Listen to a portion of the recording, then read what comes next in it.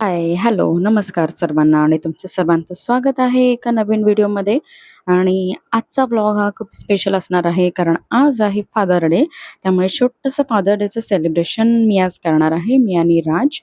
तर आजच्या दिवसाची सुरुवात झालेली आहे मस्त आणि जेवणापासून इकडे सुरुवात झालेली आहे. मी मस्त चपात्या बनवत आहे आणि आज ऑब्व्हियसली संडे होता, त्यामुळे आमच्याकडे नॉनव्हेजचा बेत होता आणि नॉनव्हेजमध्ये स्पेशल असं काय तर गावठी चिकन असा बेत होता आमच्याकडे आज. आणि बघू शकता कांदा चिरून घेतलेला आहे मस्त आणि हे चिकन असं मम्मीने पूर्ण चांगलं धुवून घेतलेलं आहे आणि ते चांगलं अजून कट करून घेणार आहे कारण आम्हाला गावठी चिकन म्हणजे थोडं मीडियम कट पीसमध्ये लागतं.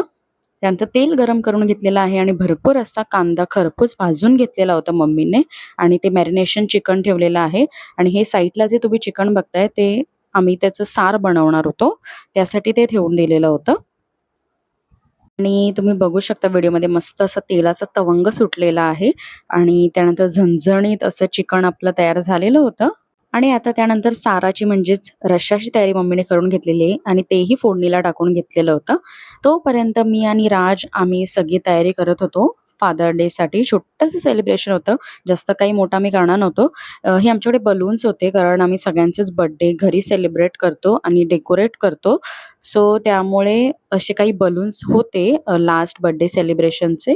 तर तेच काही मिक्स बलून करून असं काहीतरी आम्ही डेकोरेशन करायचं ठरवलं होतं. असं काही स्लॅश वगैरे काही आम्ही आणलं नव्हतं. असंच सगळे बलून लावले होते ब्लू आणि रेड कलरमध्ये आणि मीही अशी तयार झाली होते. त्यानंतर इकडे आमचे पप्पा येणार होते मस्त रेडी होऊन, तयार होऊन आणि त्यांची मस्ती चालू होती इकडे कारण आम्ही त्यांना सांगितलं होतं, की असं थोडंसं एंट्री मारा तुम्ही तिकडून पडद्याच्या मागून. तर त्यांनी मस्त अशी एंट्री घेतलेली आहे आणि छान असे रेडी झालेले आहेत. आणि फादर डे होता त्यामुळे मस्त शेव वगैरे करून असे मस्त तयार झाले होते ते.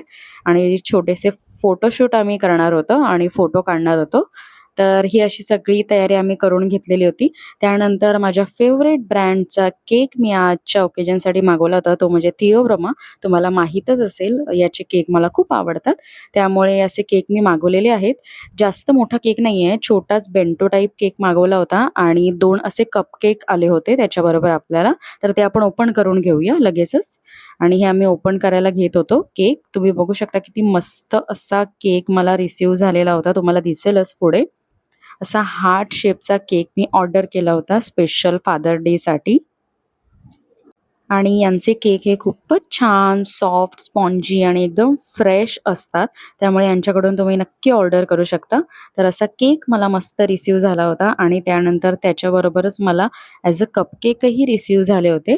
त्यामध्ये एक चॉकलेट फ्लेवर होता, चॉकलेट डिलाईट फ्लेवर आणि दुसरा एक फ्लेवर होता तो म्हणजे रेड वेल्वेट कपकेक होता आणि त्यावर मस्त क्रीम चीजचं फ्रॉस्टिंग केलेलं होतं. तो थोडासा बेंड झाला होता कारण डिलिव्हरी टाईमला मे बी तो असा पडला असावा. त्यामुळे तो थोडा स्क्रॅच झालाय त्याला थोडंफार. But it's okay. आपण आता सेलिब्रेशनला चालू करूया. आणि हे असं सुपर डॅडचा टॅग मी मागवला होता. कारण आज फादर डे होता आणि आमचे डॅड हे खरंच सुपर डॅड आहेत. त्यासाठी सुपर डॅडचा असा टॅग मागवला होता मी.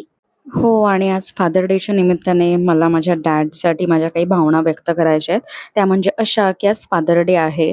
पण खरं सांगायचं तर तुमच्यासाठी प्रेम आणि आदर व्यक्त करण्यासाठी एक दिवस पुरेसा नाही आहे. माझ्या आयुष्यात तुम्ही जे काही केलेलं आहे, जे कष्ट घेतलेले आहेत, ते शब्दात सांगणं खूप कठीण आहे.